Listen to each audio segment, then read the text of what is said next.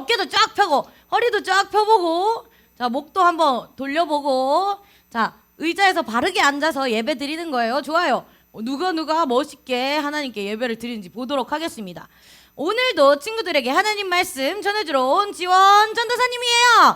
와! 친구들, 아시리아 제국에 대해서 들어본 적 있어요? 아시리아 제국?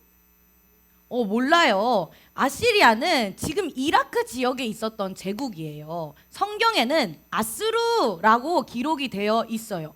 아까 읽은 거기에 보면 아스루라고 나와 있을 거예요. 이 아스루는 북이스라엘을 멸망시킨 제국이고 전쟁을 일삼고 또 정복한 나라의 사람들을 아주 잔인하게 죽이는 것으로 악명이 높은 그런 나라였어요. 하나님께서는 이러한 악명이 높은 아수르를 어떻게 생각하셨는지 오늘 말씀을 통해서 함께 알아보도록 할게요. 말씀 속으로 고고! 자, 하나님께서는 이 아수르의 악행을 모두 지켜보고 계셨어요. 그래서 한 사람을 부르셨죠. 누구를 불렀을까요? 요나라는 사람을 불렀어요. 요나는 하나님께서는 이 그를 아수르의 수도인 니느웨로 보내며 이렇게 말씀하셨답니다.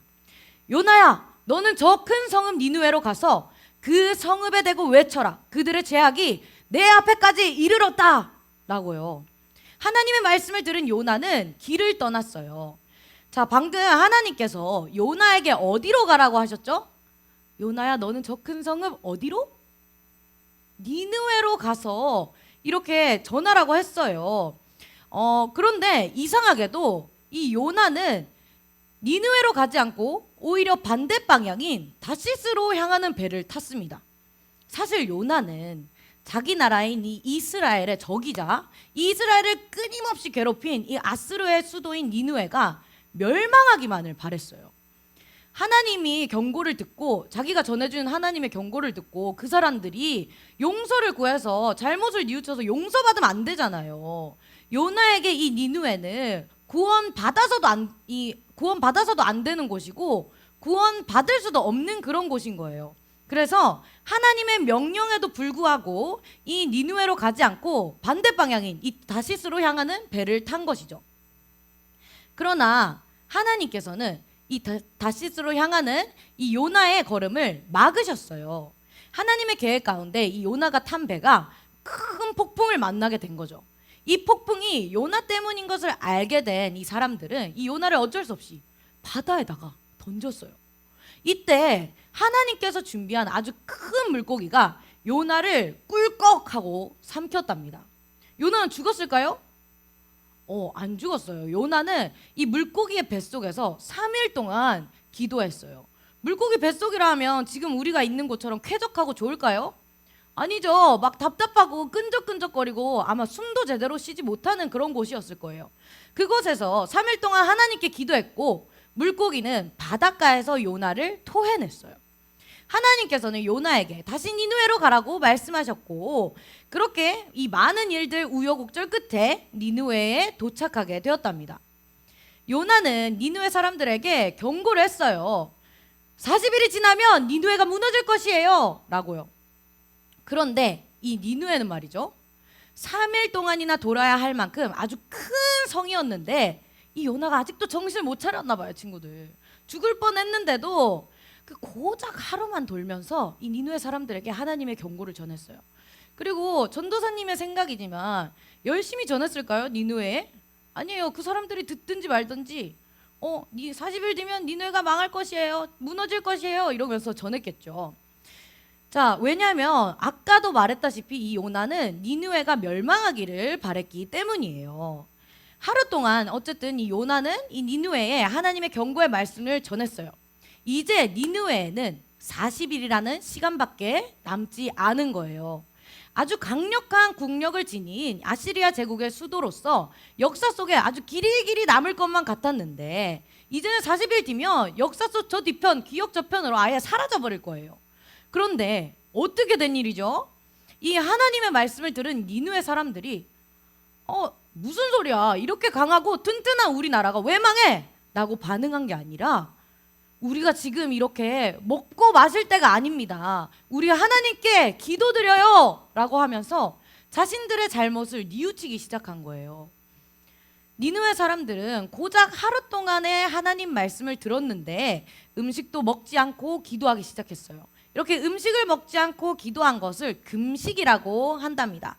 그리고 장례식 때나 아주 슬플 때 꺼내 입는 옷인 굵은 베옷을 꺼내 입었어요.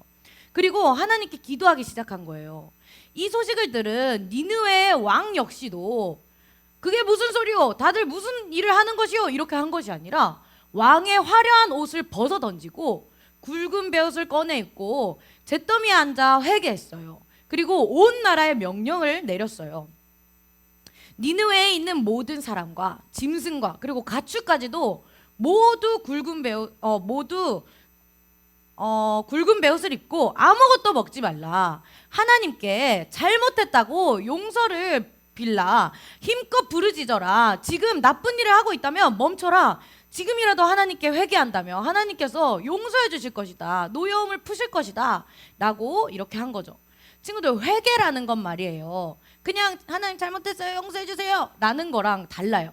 하나님, 다시는 제가 이런 행동을 하지 않겠습니다. 제가 달라지겠습니다 라고 기도하는 거예요. 그러면 이 회개를 한 뒤에는 행동이 달라져야 될까요? 달라지면 안 될까요? 달라져야 되는 거예요. 이렇게 니느웨 사람들은 열심히 하나님께 부르짖어 기도했어요. 40일 뒤에 이 니느웨는 어떻게 됐을까요? 완전히 그냥 와르르 무너졌을까요? 아니에요. 하나님께서는 하늘까지 닿을 만큼 이 죄가 쌓여있던 니느웨를 용서해 주셨어요. 왜냐하면 그들이 하나님께 온몸과 마음으로 잘못을 뉘우치고 회개하며 나아갔기 때문이에요. 하나님께서는 이 모든 사람과 생명을 귀하게 여기시는 분이에요. 그래서 그들이 회개하자 그들을 용서해 주셨답니다.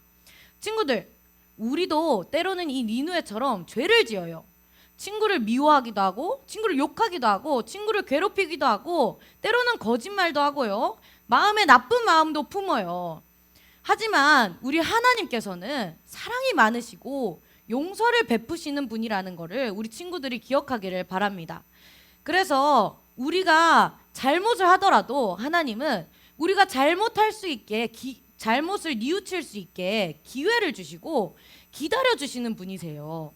또 우리가 하나님께 이 니느웨처럼 온몸과 마음으로 용서를 구하면서 나아가면요, 하나님은 그 용서를 기쁘게 받아주신답니다. 여러분, 하나님은 잘못한 사람을 벌하세요. 벌하시기도 하지만 벌하기보다는 용서를 원하시는 분이라는 거를 우리 친구들이 기억하기를 바래요. 그래서 우리가 잘못했을 때 나 이런 잘못해서 하나님 앞에 죄송해서 부끄러워서 못 나가요. 교회 못 가요. 라고 하지 말고 하나님 앞에 나와서 용기 있게 용서를 구하는 친구들이 되기를 바랍니다. 그러면 하나님은 우리의 죄를 용서해 주실 거예요. 우리 죄를 용서해 주시는 하나님께 감사하며 날마다 나아가는 우리 친구들이 되고, 또 그 하나님의 마음을 닮아서 누구를 만나든지 사랑을 전하고 또 용서할 수 있는 우리 초등부가 되기를 주님의 이름으로 축복합니다. 아멘.